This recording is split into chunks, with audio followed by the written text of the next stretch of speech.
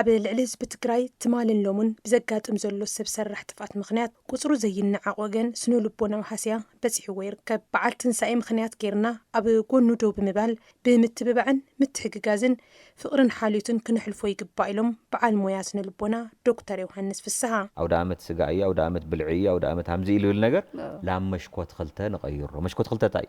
ኣውደ ዓመት ምትእኻብ እዩ፣ ኣውደ ዓመት ልጎደለ ምምላእ እዩ፣ ኣውደ ዓመት ትንሳኤ ምልክት እዩ። ናጋንጎ ልሓልፍ ምዃኑ መከራ ልሓልፍ ምዃኑ ርኢኻ እስካዕ ሕዚ ልወፅሕካሉ ደረጃ ኣፕሪሼት ጌርካ የቐኒየለይ ታንክስ እስካዕ ሕዚ ብሂወት ስለለለኹ ስጋ መዳምቕቲ ቅመም እዩ እምበይ ዋና ኮር ኣስኳል ንኣውደ ዓመት ምትሕልላይ ምትሕግጋዝ ምድውዋል ይቅርታ ምባሃል ሸኽሚ ልኸወደ ሰብ እኒኦ ሰልተወሰነ ግዜ ሲ ኣሕልፎ ተሸከመሉ እሞ ካብኡ ተመሊስካ ታሸኽሙ ግን ልመን ሃቦ ህይወቱና ዋዕሉ እያ ፈለማ ብዘጋጠመና ጉድኣት ሞትን ሓዘንን ከይተሰኮና ንቐጻሊ መፍትሓ እንፈት ብምንዳይ በዘቢልካ ካብ ስነ ልቦናውን ካልኦት ተወሰኽቲ ፀገማትን ክንናገፍ ከም እንኽእል ሓቢሮም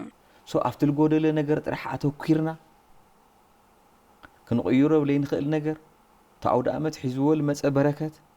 ናብ ቤተሰብ ምትእኽኻብ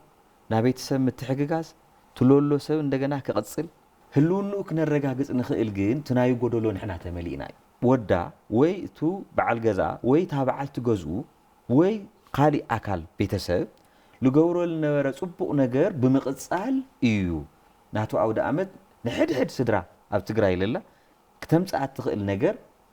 ክንጥቀመላ ንኽእል ንዝተፀገመን ዝተጎድአን ወገን ኣብ ጎኑ ደው ምባልን ምሕጋዝን ብዋናነት ስነ ልቦናዊ ዕግበት ዝፈጥር ነቲ ዝሕግዝ ሰብ ምዃኑ ይገልጹ ክትገብርላ ኸኣልኻ እንድሕር ለይገበርካ ግን ተመሊሱ ልባዕልኻ ስትረስ የምፅእ ውጥረት የምፅእ ጭንቀት የምፅእ ድብርት የምፅእ ኖርማል ማለት እኮ ዝተለመደ ኖርም እንተለመደ እዩ እኮ ስለዚ ንሕና ንፈልጦ እንደገና ሞት ጋሻ ምዃኑ እዩ ተወከልሃሉ ግዜ ሞት ጋሻ እዩ ዝኾነ ሰዓት ንኣሕለፍ ክለካ ኽእል እዩ ልኡኮ ኢኻ ሴንስ ኦፍ ኤርጀንሲ ክትፈጥር ለለካ እኮ ኩሉ ሻዕ ህይወት ኣብ ጉያ ተጠንቀቕ እያ ሕማቕ ከይትገብር ሎማዓንቲ ንድሕር ወዲልካ እንዲያም ይቅርታ ኢልካ ምክንያቱም ሃሪስካ ልሃለካ ለይ ክትልዓል ትኽእል ኢኻ ናጋንጎ ብዙሓት ሰባት ክገብርዎ ወላ ተገብአ እንድሕር ለይገበሩ ኮይኖም ልማንም ይናገርዎ እምበይ ትለይርአ ኢሞሽናል ግብሪ ና ስምዒት ግብሪ ይኸፍሉ እዮም ማዕልት ማዕልት በብደቂቑ ወደይፍታ ሸዓትስ ኣውደ ዓመት ከይሰደላ ከይሕግዛ ነበርኩ ሃምዚ ስራሕ ፈቲሓ ሃምዚ ገበረላ ነበርኩ ልባዕልኻ ኢኻ ተድሕን ኣለኻ ናጋንጎ ክፍጠሩ ዝኽእሉ ናፀፀት ስምዒታት ክልተ ግዜ ይኮን ለይሓልፈሉ ለይቀየር ሰብ እኮ የለይኮ ትሎማዓንቲ እንብሎ ኣለና ነገር ኣብ ትግራይ እኮ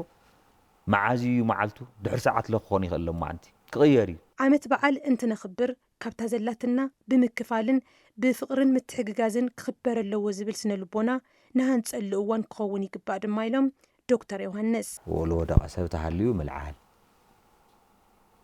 ጉልበት ለድልዮ ሰብ ተሃልዩ ምስሓብ ልድፋእ ሰብ ተሃልዩ እንደገና ንእሽተይ ጉልበት ኣውፅእ ኣቢልካ ስራሕ ልጅምር ሰብ ተሃልዩ ምድፋእ ዲኣክቲቬትድ ዝኾነ ተሓሳስባ ስራሕ ለቆመ ስታክ ልገበረ ክራር ልጨዋት ልፈት ልነበረ ሰብ ክራር ምጭዋት እንድሕር ሓዲጉ ክራር ክጫወት ክራር ገዚኻ መሃብ ሓጎሱ ምምላስ ላብ ሰብ ምሕዋስ ዝሓደገቱ ሓንቲ ኣዶ ክትሕወስ ክትስሕቕ ኣብ ማሕበር ክትሳተፍ ናብ ነገር እንድሕር ቱ ዲኣክቲቬትድ ዝኾነ ኣክቲቬትድ እንድሕር ጌርናዩ በቃ እዚ እኮ ሕውየት ኣውደ ዓመት ሓደ ናሕውየት መሳርሒ እዩ ባህሊ ትግራዋይ ዝኾነ ምትሕልላይን ምትሕግጋዝን ንምዕቃብ ብኦቢልካ ድማ ፀገም ሕብረተሰብን ምቅላልን መራሕቲ ሃይማኖት መንግስቲ ወለንታውያን ወገናትን ኩሉ ማሕበረሰብን ኣብ ህንፀት ስነ ልቦና ሕብረተሰብ ጊዲኦም ክፍጽሙ ሚዒዶም